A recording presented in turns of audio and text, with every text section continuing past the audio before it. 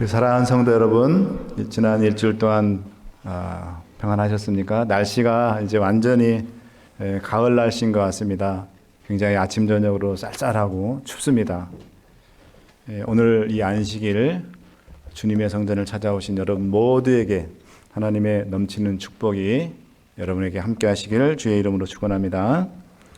오늘 보니까 또 여러 가지 일이 있어서 못 나오신 분들이 계신 것 같아요. 우리 박태현, 엄지음 두 집사님은 예솔이, 파란소리가 지금 뉴올린도 학교에서 풋볼 그 행사가 있어가지고 거기 다 간 것 같습니다. 소연이하고 예림이까지 거기에 다 같이 가서 좀 유수도 좀 2명이 없고요. 그다음에 김정기 집사님 댁은 그 지난번에 파라다이스 불 사건 이후로 이 PG&E가 아주 굉장히 민감해져서 웬만하면 무슨 일 났다 하면 그냥 바로 그냥 그 정전을 이렇게 하는 바람에 3일 동안 전기가 안 들어왔다 그래요. 그래가지고 굉장히 지금 너무너무 살기 힘들다고 지금. 그래서 목사님 죄송한데 이번 안식일에 교회 못 가겠다고 그렇게 저한테 연락이 왔습니다. 그렇게 됐고요. 그렇게 됐고 또 아프신 분들 또 이런 분들도 우리 이은호 집사님 분들은 지금 아마 가족이 지금 시카고에 지금 가 계셔가지고 제가 오라고 했더니 못 온다고 다다음 주중이나 오겠다고 그렇게 얘기를 했습니다. 그래서 행사가 한 9월 정도까지만 뭐 다 끝난 줄 알았더니 연이어 계속 이어져가지고 이게 지금 너무 많이 교우님들이 참석한 숫자가 좀 많이 줄어든 것 같습니다. 여러분들이 특별히 아프신 분들 위해서 좀 많이 기도해 주시고요. 또 아까 우리 수석자님이 기도하신 것처럼 우리 조국을 위해서 여러분들이 많이 기도해 주시기 바랍니다. 자 이제 설교에 이제 집중해 주시고, 정치 얘기는 이제 나중에 정치 얘기는 나중에 하시고, 이 시간에는 하나님 말씀에 집중하는 시간, 예배 시간에 집중하는 시간이니까, 자. 파워포인트 하나 올려주세요. 제가 준비한 파워포인트가 있습니다. 자, 멋있는 그 서예체로 뭐라고 써있죠? 내로남불. 여러분 저게 고사성어 같아요? 고사성어? 고사성어면 후안무치, 뭐 붕우유신, 부부유별, 뭐 이런 말 해야 되는데 저게 사자성어가 아니에요. 제가 네이버에 있는 지식백과사전을 가가지고 저 말이 무슨 말일까 멋있는 그 서예체로 쓰여가지고 저게 사자성어인 줄 알았더니 이거는 사자성어가 아니고 이 줄임말이라 합니다. 내가 하면 로맨스, 남이 하면 불륜, 그걸 줄여가지고 내로남불이라 그런다고 합니다. 요즘 한국은 이 말들을 줄여가지고 얘기해가지고 너무 무슨 말인지 못 알아듣겠어요. 요즘 우리 젊은이들은 뭐 갑분싸라고 그래. 갑분싸가 무슨 말인지 아세요? 여러분 우리 연수생이 무슨 뜻인지 아세요? 갑분싸? 갑자기 분위기가 싸해진다. 줄여가지고 갑분싸라고 그러는 거예요. 무슨 말인지 못 알아듣겠어요. 요즘 젊은이들은. 이런 말 이게 통역하기 쉽지 않은데. 그 다음에 또 완소남이 무슨 말인지 아세요? 완전히 소중한 남자. 그래서 완소남이라고. 무슨 말? 저도 이제 세대 차이가 나가지고요 무슨 말인지 못 알아듣겠어요. 이 내로남불이란 말은 어떤 상황일 때 쓰는 말이냐면 똑같은 상황에 처했을 때 자신과 타인을 다른 시선으로 바라보는 이중잣대를 가진 사람을 나타내는 말을 합니다. 남은 비난하지만 자신에게는 한없이 너그러운 사람을 일컫는 말일 때 내로남불이다라고 그런 말을 쓴다고 그럽니다.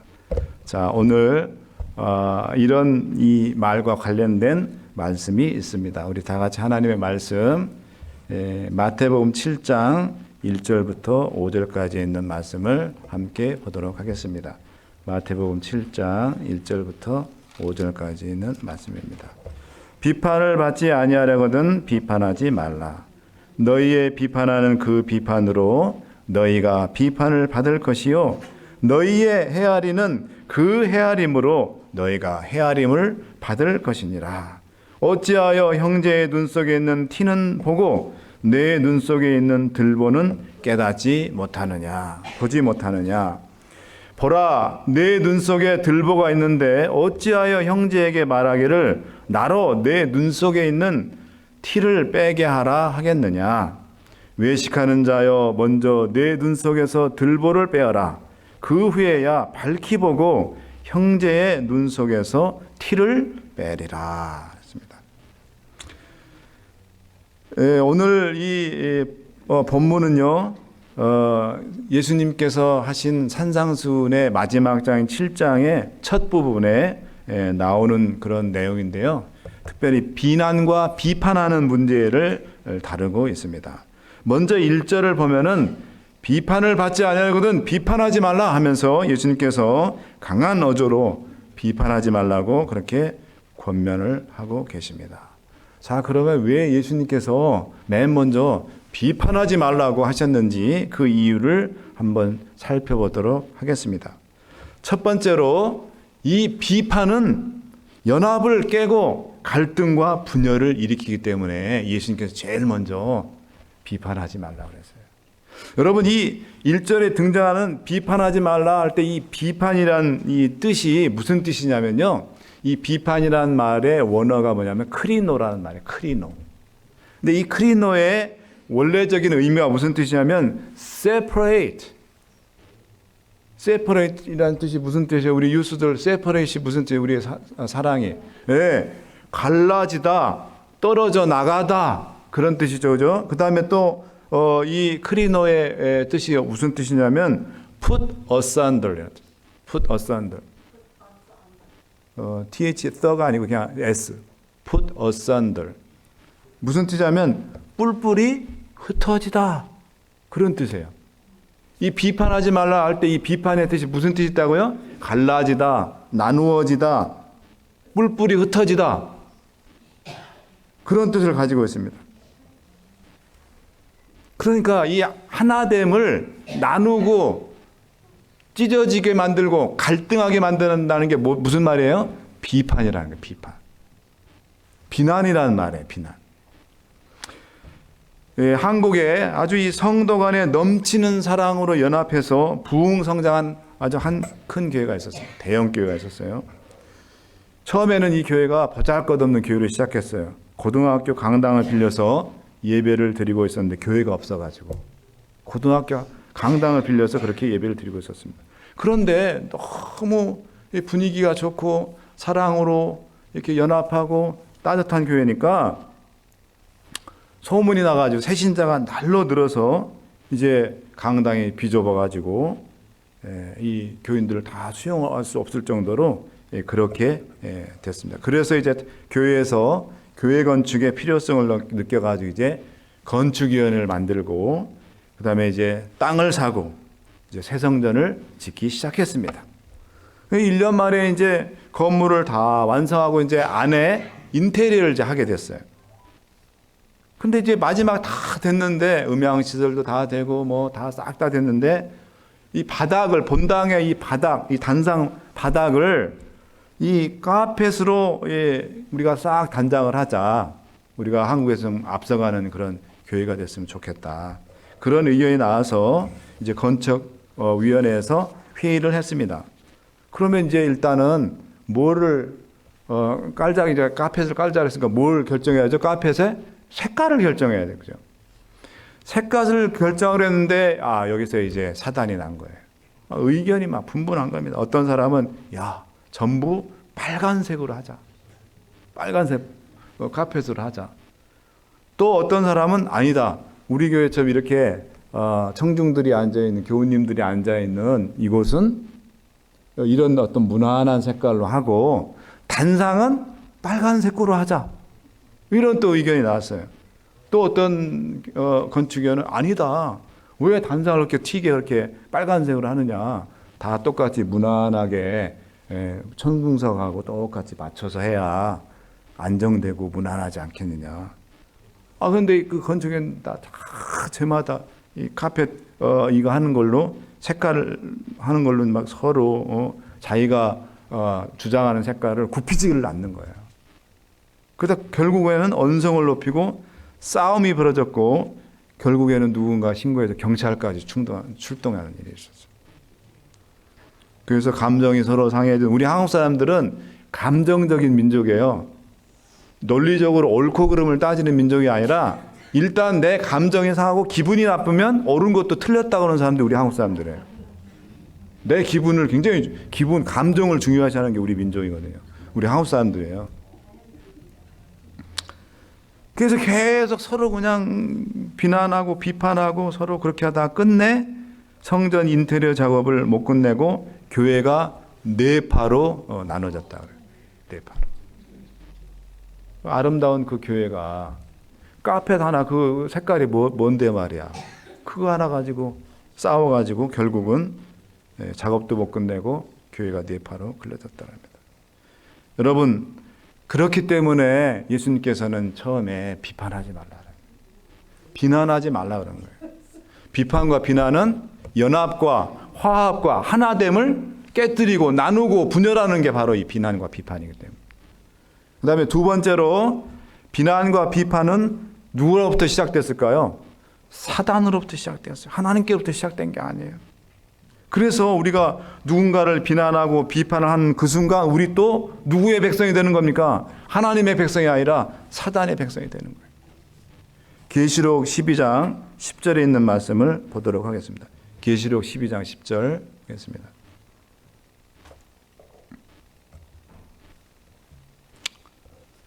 자, 우리 함께 다 읽겠습니다. 시작. 내가 또 들으니 하늘에 큰 음성이 있어 가로되 이제 우리 하나님의 구원과 능력과 나라와 또 그의 그리스도의 권세가 이루었으니 우리 형제들을 참소하던 자 곧 우리 하나님 앞에서 밤낮 참소하던 자가 쫓겨났고, 여러분 저기 계시록 12장 10절에 나오는 우리 형제들을 참소하고 그래서 하나님 앞에서 우리 형제들을 참소해가지고 쫓겨난 자가 누구예요? 바로 누구냐면 루스벨, 사단, 마귀예요. 저 참소하다는 게 바로 뭐냐면 비난하고 막 이렇게 그런 것을 지금 얘기를 하는 겁니다. 실물교훈 167쪽에 보면 이런 말씀이 있습니다. 사단은 참소하는 일을 하늘에서 시작했다.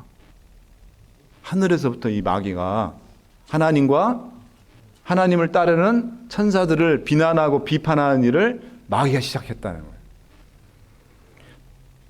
그 일은 사람이 타락한 이래로 사단이 이 땅에서 해온 일이었고, 마귀가 하는 일이 뭐라 했어요? 이 지구상에 쫓겨가지고 땅에 쫓겨나서도 여전히 비난하고 비판하는 일을 사람을 통해서 부추겨가지고 계속 하겠다는 거예요. 특별한 의미에 있어서 그 일은 이 세상 역사의 종말이 가까울수록 그가 더욱 열심히 행할 일이다. 마지막 때가 가까울수록, 예수님이 재림할 때가 가까울수록 마귀는 교회 안을 깨뜨리기 위해서 비난과 비판을 활용하시고 그렇게 하겠다는 거예요. 하나님의 백성들을 연합과 화합을 깨뜨리겠다 그 얘기입니다. 그래서 우리가 예수님께서는 우리가 마귀의 비난과 비판의 원조인 시조인 마귀의 백성이 아니라 하나님의 백성이 되도록 비난과 비판을 하지 말라고 예수님께서 1절에 강하게 말씀하신 것입니다. 그 다음에 세 번째로는 왜 예수님께서 우리에게 비난과 비판을 하지 말라고 그러냐면요, 누군가를 우리가 비판할 때 그것이 나에게로 다시 돌아와 나 또한 누군가로부터 비판을 받게 되기 때문에. 그거를 예수님 2절에 정확하게 언급을 해주셨어요. 2절 다시 보겠습니다. 마태복음 7장 2절. 너희의, 함께 또 읽겠습니다. 시작. 너희의 비판하는 그 비판으로 너희가 비판을 받을 것이요, 너희의 헤아리는 그 헤아림으로 너희가 그 헤아림을 받을 것이다. 제가 중학교 2학년 때 우리 그 목사님, 지금 이제 부가태지의 지회장님 되신 우리 김지영 목사님, 제가 중학교 때 우리 학교 목사님이셨는데 그 지구장이시기도 하셨고, 목사님이 오셔가지고 그 말씀하셨죠. 아직도 기억나요. 자, 얘들아, 손가락질하면 어떻게 되는 줄 알아? 남을 향해서 손가락질 한번 해봐. 이렇게 하면은 하나는 그 손가락질하는 사람한테 가지만 세 개는 나한테 오고 하나는 하나님께로 간다. 아직도 이게 잊어먹지 않아요. 중학교 때. 어렸을 때 교육을 잘 받아야 돼. 그래서 해보세요, 진짜. 한 사람 이렇게 비판하는 것 같지만 결국은 뭐예요? 세계가 나한테 오잖아요, 지금. 하나는 하나님께로 가고. 남 비판하면 결국은 나한테 세계가 돌아오고 하나님께도 비판하는 게 된다. 미국의 어떤 마을의 제빵업자가 빵을 만드는데 빵을 만들려면 뭐가 필요하죠? 버터가 필요해요. 버터 넣고 빵을 만들잖아요. 그래서 그 필요한 버터를 가까운 낙농 공장에서 사와봤어요. 그런데 시간이 가면서 이 사오는 버터 양이 이 버터의 크기가 점점 줄어든다는 것을 발견하게 된 거예요. 그래서 하루는 아무래도 이상하다. 그래가지고 그 사온 버터를 저울에다 올려놓고 한번 달아봤어요. 아니나 다를까 그 버터를 사온 버터의 무게가 확 줄은 거예요. 많이 줄어들었어요. 화가 났습니다. 속았구나. 그래가지고 이 제빵업자가 고발을 했습니다. 이 버터 공장의 사장을. 그래서 이 버터 공장 주인이 사장의 재판을 받겠는데 판사가 이렇게 물어봤습니다. 집에서 어떤 저울을 사용하고 있습니까? 라고 하자 우리는 저울을 사용하지 않습니다. 이 버터 공장 사장이 말하는 거예요. 그러면 도대체 어떻게 버터의 무게를 안다는 겁니까? 그랬더니 그것은 간단합니다. 1파운드짜리 빵의 무게와 똑같게 그렇게 버터를 만듭니다. 아니 그러면 그 1파운드짜리 빵은 어디서 사오죠? 그러자 자기를 고소한 그 그 사장을 가리키면서 우리는 늘 저 제빵업자한테 가서 빵을 사다가 먹습니다. 이 얘기가 뭐예요? 결국은 버터 양이 줄어든 이유는 제빵업자의 빵이 줄어들었기 때문에. 남을 비난하면 결국은 뭐예요? 나한테 돌아온다는 거예요. 굉장히 중요한 교훈을 담은 이야기죠. 그죠? 자, 로마서 2장 1절에 있는 말씀 한번 보겠습니다. 로마서 2장 1절 한번 보겠습니다. 로마서 2장 1절 보겠습니다.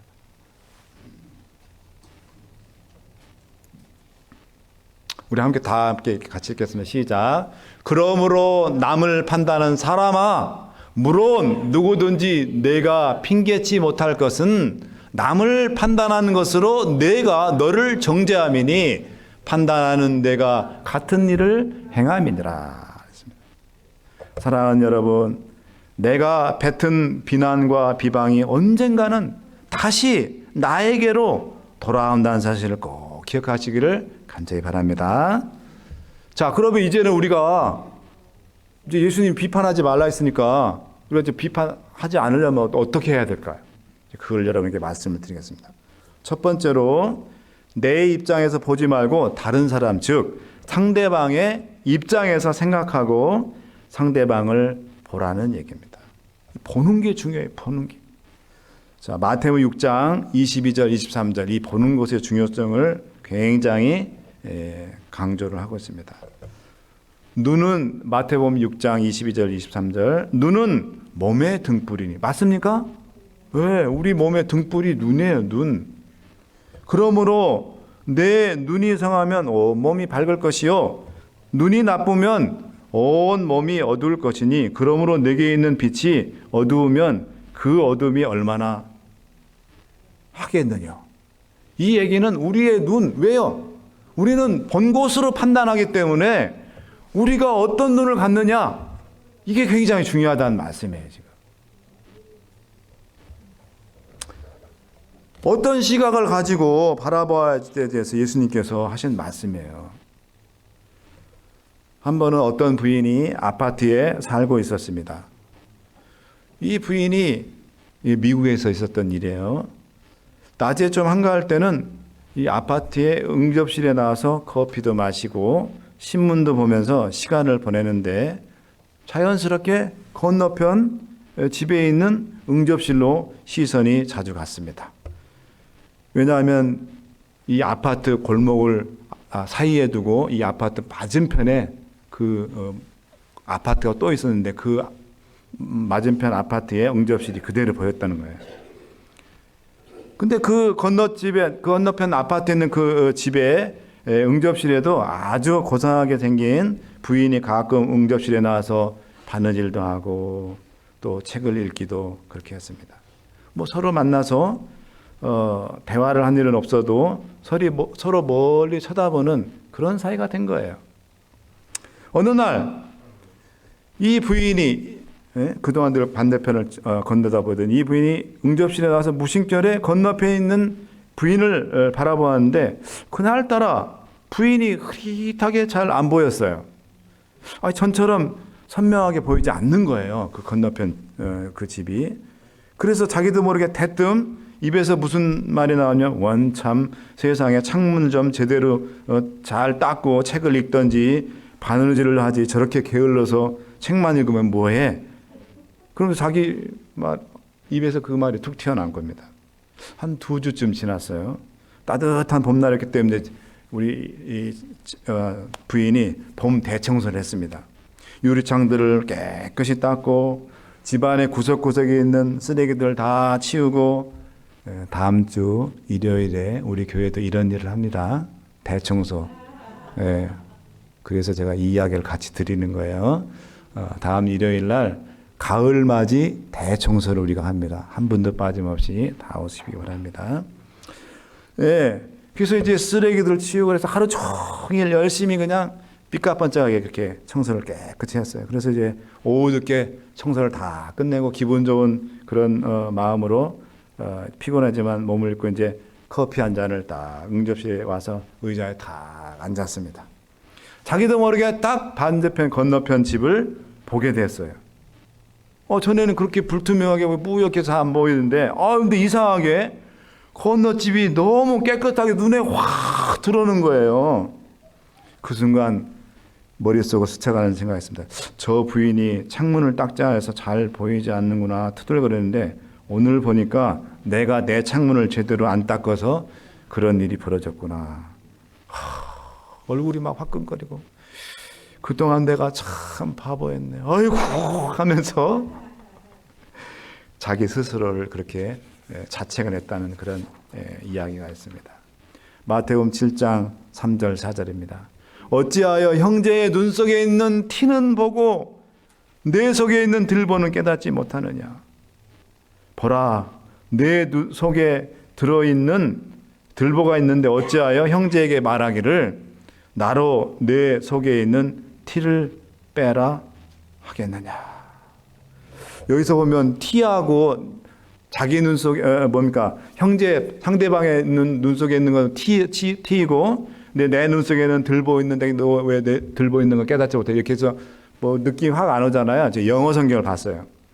What do you look at the speck of sawdust in your brother's eye and pay no attention to the plank in your own eye? 자, 이 말이 무슨 얘기냐면 상대방에 있는 그 티는 sawdust, 톱밥을 sawdust라, 작잖아요. 그런데 내 눈에 있는 들보를 영어 성경에 뭐라고 했어요? plank, 판자. 내 눈 속에는 지금 판자가 들어있는데 상대방에 있는 그 조그만 톱밥 하나 들어간 거 조그만 거 그거 보고 그렇게 비판하고 비난하느냐. 먼저 네 눈 속에 있는 판자나 좀 치워라. 치우고 그 다음에 다른 사람의 그런 잘못된 것을 비판하는. 이 말이 바로 뭐예요? 내로남불이라고. 내로남불. 자기 입장에서 모든 걸 보고 자기 입장에서 모든 것을 판단하고 결론 짓고 그렇게 하는 것. 그것이 바로 내로남불입니다. 여러분, 우리 그리스도인들은 내 입장이 아니라 상대방의 입장에서 그렇게 볼 때 내로남불이나 나만 옳고 다른 사람은 다 틀렸다는 아집과 독선에 빠지지 않게 됩니다. 여러분, 우리가 다시 한번 상대방의 입장을 헤아리고 상대방의 그 어떤 것들을 좀 상황이나 형편을 좀 볼 줄 아는 그런 여러분과 제가 되기를 간절히 바랍니다. 그 다음에 두 번째로 이거는 정말 너무너무 중요해요. 여러분 다 알고 있는 것이에요. 말의 위력을 깨닫고 말조심을 하자는 거예요. 자, 모간 블레이즈라는 사람이 이런 말을 했습니다. 끝까지 이건 들어봐야 돼. 맨 끝에 결론이 나옵니다. 잘 들어보세요. 여러분 여기서 또 들었는지도 모르겠어요. 나는 치명적인 타격을 가할 수 있는 힘과 기술이 있다. 나는 상대방을 죽이지 않고도 승리할 수 있다. 나는 가정과 국가 그리고 어떤 조직도 파괴할 수 있고 수많은 사람을 파멸시킬 수 있다. 나는 바람의 날개를 타고 여행한다. 아무리 순결한 사람이라도 내게는 무력하고 아무리 깨끗한 사람이라도 내게는 더럽다. 나는 바다보다 더 많은 노예를 거느리고 있으며 나는 결코 망각하지 않으며 결코 용서하지 않는다. 내 이름은 뭘까요? 모건 블레이즈인가요? 내 이름은 비난이다. 이게 마지막 답이에요. 맞습니까? 비난의 힘을 지금 쭉 얘기를 한 거예요. 비난의 무시무시함을. 제가 좋아하는 이혜인 시인의 시가 있습니다. 제가 고등학교 때부터 이혜인 이분 수녀님이신데 시인이세요. 이분의 제 시를 많이 좋아했는데 굉장히 따뜻하고 서정적인 시가 많습니다. 그 중에 이분의 시 중에서 정말 너무너무 정말 인상 깊은 그렇지 하면서 제가 무릎을 친 시가 있습니다. 말을 위한 기도, prayer for word 또는 speaking 이런 말, 말을 위한 기도. 자, 여러분 일부분을 제가 다는 아니고 너무 길어서 잘라서 여기 말씀드리겠습니다. 잘 들어보세요. 내가 이 세상에 태어나 수없이 뿌려놓은 말들이 어디서 어떻게 열매를 맺었을까? 조용히 헤아려 볼 때가 있습니다. 무심코 뿌린 말의 씨라도 그 어디선가 뿌리를 내렸을지 모른다고 생각하면 왠지 두렵습니다. 덜어는 허공으로 사라지고 덜어는 다른 이의 가슴 속에서 좋은 열매를 또는 언짢은 열매를 맺기도 했을 언어의 나무. 내가 지닌 언어의 나무에도 멀고 가까운 이웃들이 주고 간 크고 작은 말의 열매들이 주렁주렁 달려 있습니다. 둥근 것, 모난 것, 밝은 것, 어두운 것, 향기로운 것, 반짝이는 것. 그 주인의 얼굴은 잊었어도 말은 죽지 않고 살아서 나와 함께 머뭅니다. 마지막 말이 참 무서운 것 같아요. 한 수도사가 있었습니다. 굉장히 젊은 이 수도사가 그 마을에 젊은 과부가 살고 있었어요. 근데 이 수도사는 결혼 않고 수도원에서 말씀 읽고 신앙훈련하는 분들이 수도사잖아요. 근데 그 젊은 과부 집에 자주 드나들어서 마을 사람들의 이 구설수에 올랐어요. 그래서 사람들이 좋지 않은 소문을 만들어가지고 그 소문을 통해서 이 수도사를 비난을 했어요. 근데 얼마 지나서 이 과부가 세상을 떠났어요. 그제서야 마을 사람들은 이 수도사가 그 젊은 과부 집에 들락날락한 게 이 여자가 암에 걸려서 죽은 거예요. 이 젊은 여자가. 이 암에 걸린 젊은 과부를 위로하고 돌보았다는 사실을 알게 됐어요. 그동안 가장 혹독하게 그 마을에서 제일 이 수도사를 어떻게 그 수도사님이 말이야 그럴 수가 있어 그러면서 제일 아주 표독스럽게 그렇게 비난했던 마을의 두 여자가 어느 날 이 수도사를 찾아와서 무릎을 꿇고 싹싹 빌면서 수도사님 정말 죄송합니다. 제가 뭘 모르고 그렇게 말을 만들어 가지고 수도사님을 비난하고 비판하는 그런 말을 제가 만들어냈습니다. 너무 죄송합니다. 용서해 주십시오 하고 아주 무릎 꿇고 싹싹 빌었어요. 그러자 수도사는 이 두 여인들에게 이런 일을 하라고 했습니다. 닭털 한 봉지씩 만들어가지고 두 봉지를 한 사람이 한 봉지 또 한 사람이 한 봉지를 줘가지고 이걸 가지고 들판에 가서 바람에 날리고 오라고 했어요. 그런 다음에 이제 들어온 다음에 얼마 좀 지난 다음에 다시 이 여인들에게 그 날려버린 닭털 빨리 가가지고 날린 데 가서 다시 주워오라 그랬어요. 여인들은 바람에 날려가 버린 닥터를 무슨 수로 줍냐고 수도사님 가당찮은 예를 저희들한테 시키면서 울상을 줬어요. 그랬을 때 이 수도사님이 이 두 아줌마들의 얼굴을 뚫어지게 쳐다보면서 이렇게 했습니다. 내가 당신들의 잘못을 용서해 주는 것은 문제가 없지만 한 번 내뱉은 말은 다시는 주워 담지 못합니다. 그거를 깨닫도록 하기 위해서 닥터를 날려보라고 한 거예요. 유대인 부모님들은 자녀가 친구를 사귀기 시작하면 유대인들이 꼭 해주는 말이 있다 그래요. 아이에게 어떤 상황에서도 그 누구의 험담도 하지 말라고 가르친다 합니다. 유대인들이 늘 어떤 생활의 지혜를 얻는 그 미드라시라는 이 토라의 하나의 일종인데요. 거기에 보면은 이런 말이 있습니다. 남을 헐뜯는 험담은 살인보다 위험하다. 왜냐하면 살인은 한 사람만 죽이지만 험담은 세 사람을 죽인다. 잘 들어도 왜 세 사람을 죽이는 것이 험담이? 첫째, 왜 세 사람은 첫째, 험담을 퍼뜨리는 사람 그 자신을 죽인다 그랬습니다. 두 번째, 험담을 막지 않고 듣는 사람, 이 사람이 죽습니다. 그 다음에 마지막으로 험담의 대상이 된 사람, 그 사람이 죽는다. 세 사람이 죽는다. 그래서 절대로 험담을 하지 말라.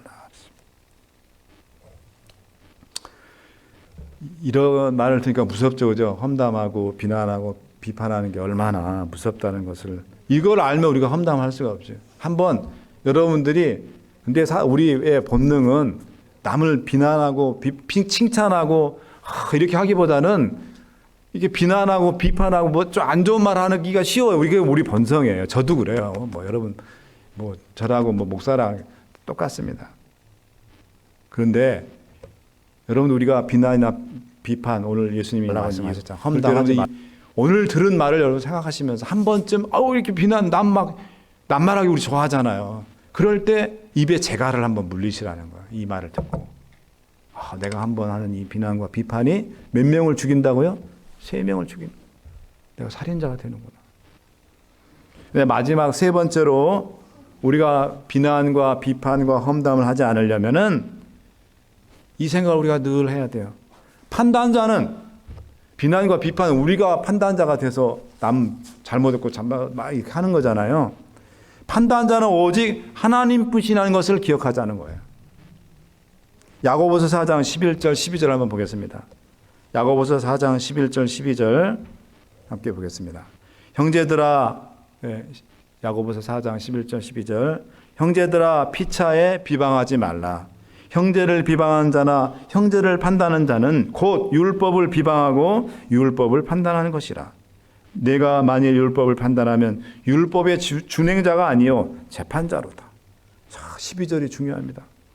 입법자와 재판자는 오직 하나이시니 능히 구원하시기도 하시며 멸하기도 하시니라. 너는 도대체 누구한테 내 이웃을 판단하느냐. 여기 뭐라 했습니까? 입법자와 재판자는 오직 하나이시다. 이 오직 하나이신 분이 누구예요? 판단하시는 분 누구죠? 하나님이세요. 하나님만이 우리를 판단하고 우리를 헤아릴 수 있는 분이시라. 유일한 분이라는 거예요. 우리가 함부로 하나님의 형상으로 지은 바 된 예수님의 보혈의 피로 사신 그 귀중한 영혼들을 우리의 입으로 재단하고 판단하고 헤아리지 말자는 것입니다. 그건 누구한테 맡기자는 거예요? 하나님께 맡기라는 거예요.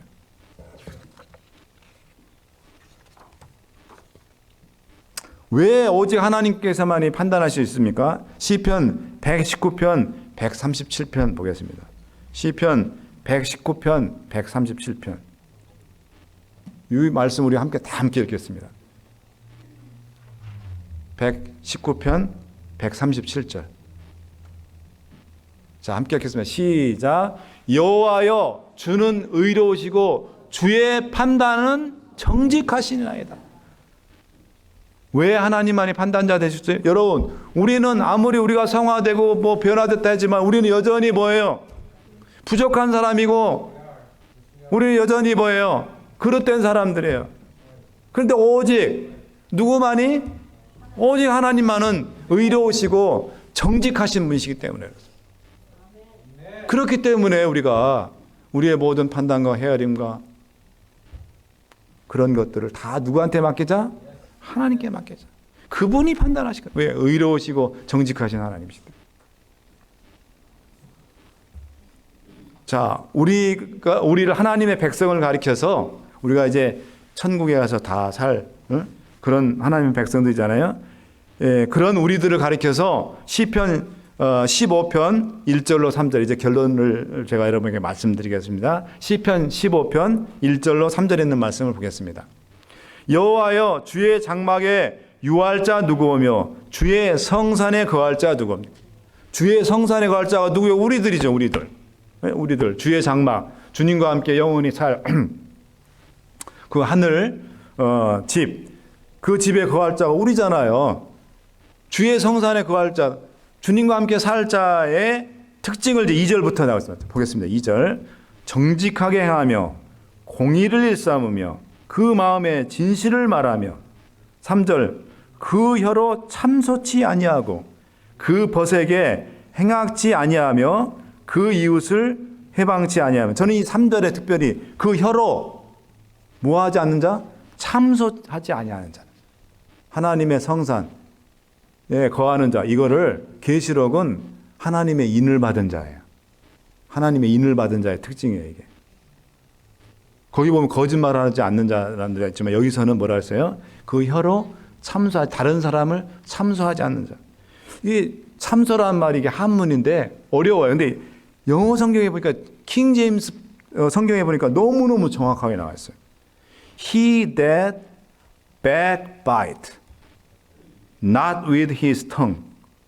이 참소하는 자를 참소를 뭐라 하면 뭐라고 했어요? backbite. backbite는 뭐예요? 뒤에서 씹는 거. 한국말로 쉽게 얘기하면 뒤에서 씹는 거. 그렇죠. back은 뒤니까 backbite. bite는 뭐 물다라는 뜻이잖아요. 뒤에서 씹는 거를 backbite라고요. 그러니까 다른 말로 얘기하면 너무 지금 영어성이 정확하죠 지금. 뒤에서 남을 은밀하게 씹는 것. backbite. backbite 하지 않는 사람이에요. 주의 성산에 올라갈 자는 누구라고요? backbite 하지 않는 사람. 뭘로? 혀로, 말로 험담하지 않는 자. 다른 말로 얘기하면. 여러분, 이 주님의 성산에 설 자를 다른 말로 표현하면 하나님 앞에 설 자를 가리키는 거예요. 주님의 성산에 거할 자를 한말로 무슨 자라고요? 하나님 앞에 설 자. 자, 따라서 하겠습니다. 주님의 성산에 거할 자는 큰 소리로 다시 주님의 성산에 거할 자 시작. 하나님 앞에 설 자이다. 하나님 앞에 선다는 뜻이 코람데오예요. 오늘 설교점이 뭐라 그랬죠? 코람데오. 이게 라틴어예요. 라틴어인데 코람이라는 것은 앞에 서다라는 뜻이고 데오는 오늘 우리 중북가족 우리 찬양제에 나갈 찬양 두 번째 찬양이 뭐죠? 네? 한번 해보세요. 뭐라 그러죠? In excelsis 데오.